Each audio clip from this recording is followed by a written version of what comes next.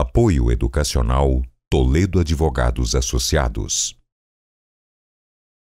O que define quem foram os maiores heróis de guerra da história?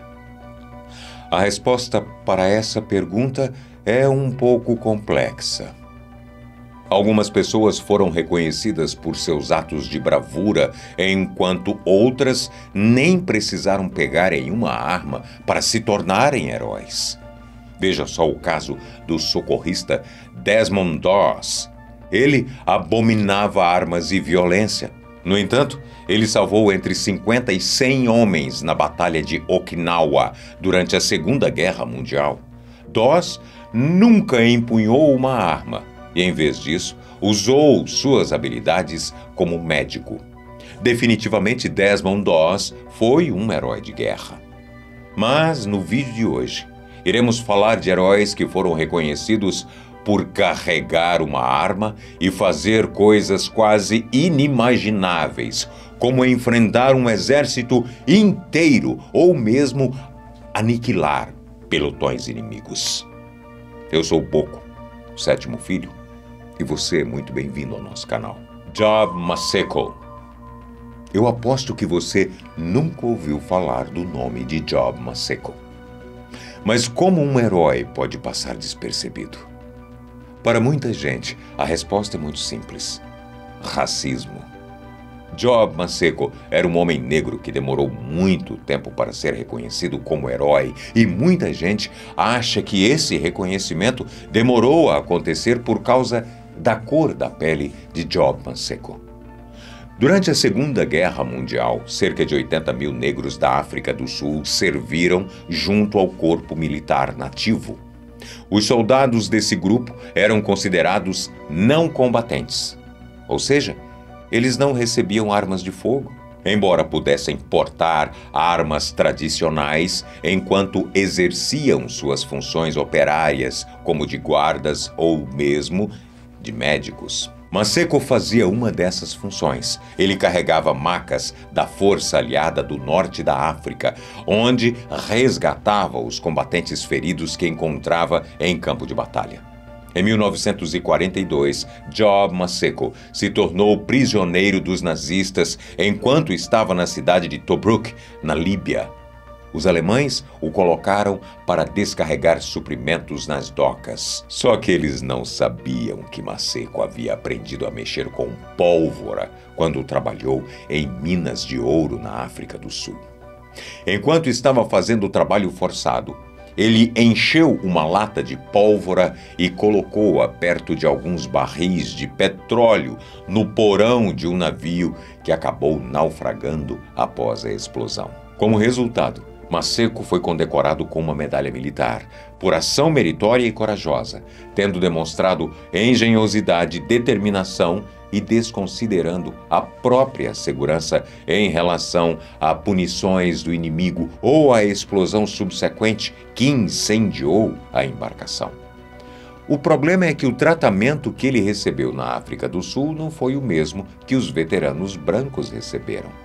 Enquanto os brancos recebiam terras e moradia por seus atos, os negros recebiam calçados e bicicletas. Em alguns casos, eles ganhavam um terno. Muita gente acredita que Maseko só não recebeu a Victoria Cross, que é a mais alta condecoração do país, pelo fato de ser negro. Felizmente, sua história foi eternizada em sua cidade natal, Springs, onde uma avenida principal e uma escola primária foram batizadas em sua homenagem e um grande mural com seu retrato também foi pintado. Audie Leon Murphy. Bem, essa tem um valor especial para mim e para os meus irmãos.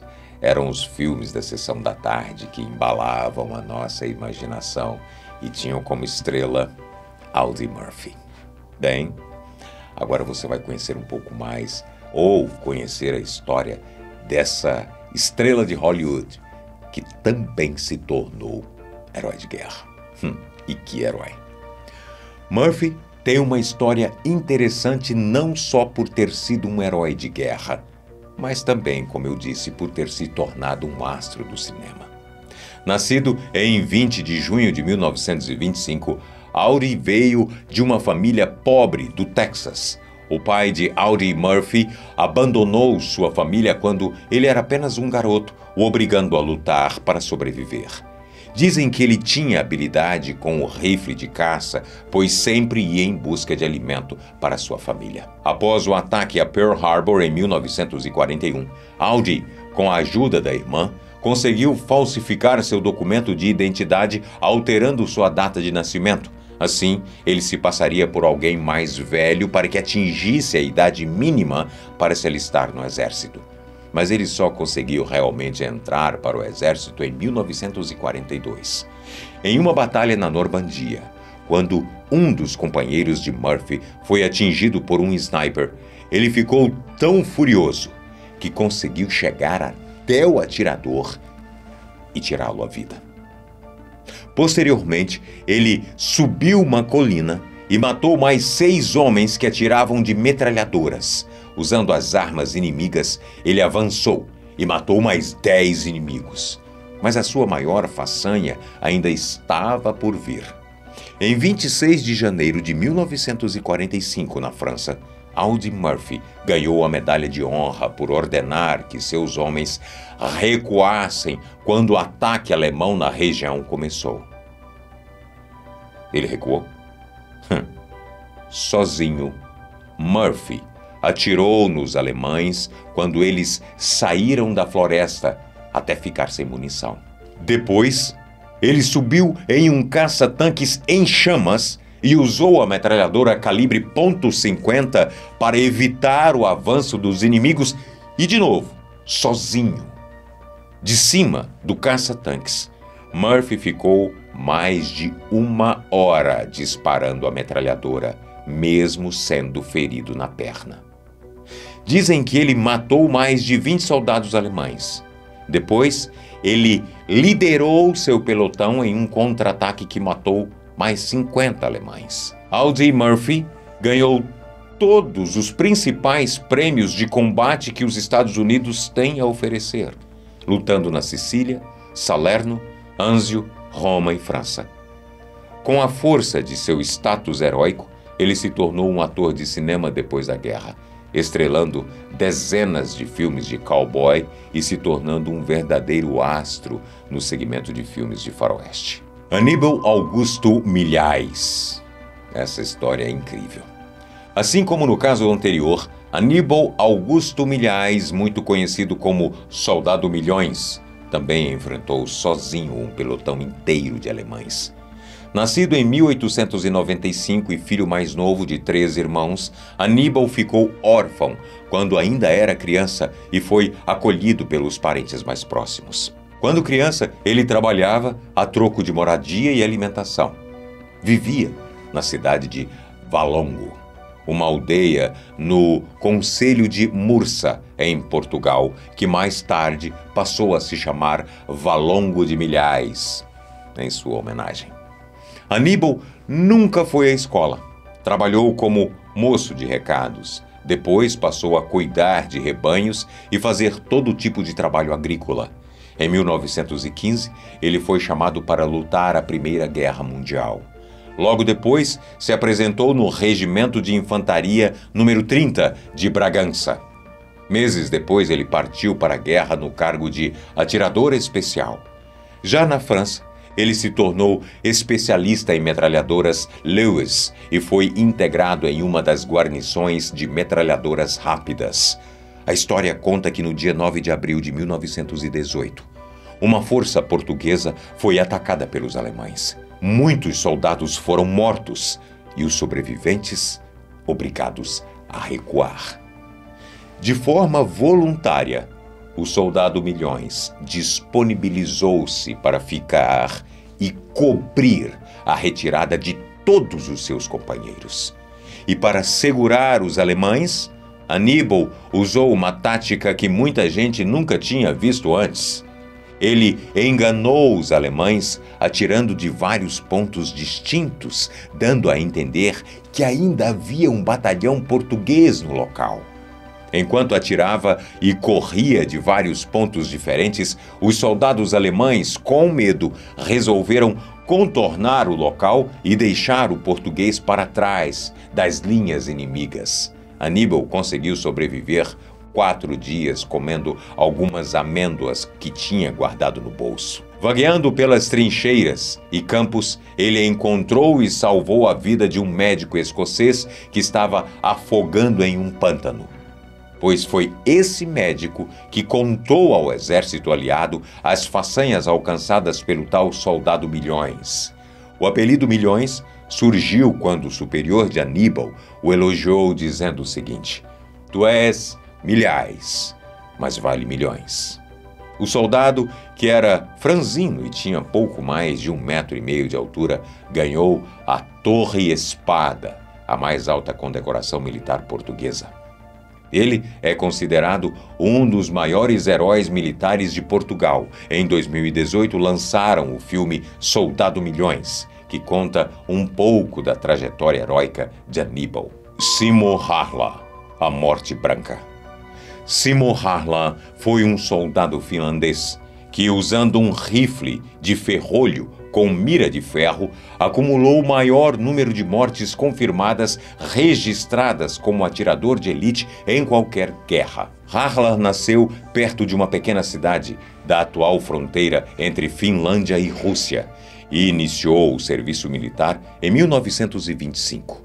Suas funções como franco-atirador começaram durante a Guerra de Inverno entre a Rússia e a Finlândia. Durante o conflito, Harla suportou temperaturas congelantes de até -40 graus. Usando uma roupa branca para camuflar na neve, Simo Harla ficou posicionado com seu rifle sobre uma árvore, à beira de uma estrada, e começou a atirar em todos os soviéticos que encontrou.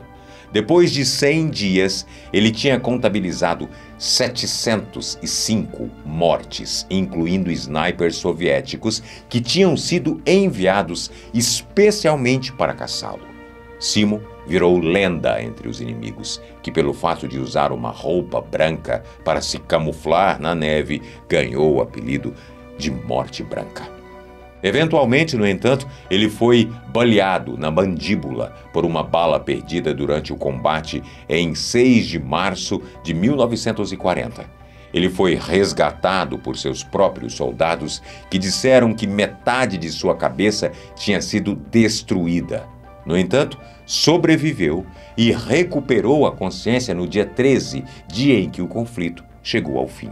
Vale lembrar mais uma vez os números assustadores de vítimas da Morte Branca.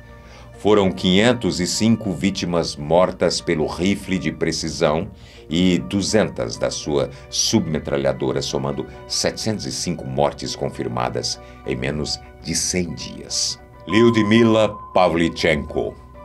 Por fim, temos Lyudmila Pavlichenko, a soviética matadora de nazistas. Que mulher maravilhosa! Em junho de 1941, Pavlichenko tinha 24 anos e a Alemanha nazista estava invadindo a União Soviética. Ela estava entre os primeiros voluntários e pediu para se juntar à infantaria. Lyudmila foi designada para a 25ª Divisão de Infantaria do Exército Vermelho. A partir daí, ela se tornou uma das 2.000 atiradoras nas forças soviéticas. Suas 2 primeiras vítimas morreram em uma região rural da Rússia chamada Belyaevka. A primeira ação que ela viu foi durante o conflito em Odessa. Ela ficou lá por 2 meses e meio e matou mais de 187 pessoas. Depois ela passou mais 8 meses lutando em Sebastopol, na península da Crimeia. Lá, ela já contabilizava 257 mortes.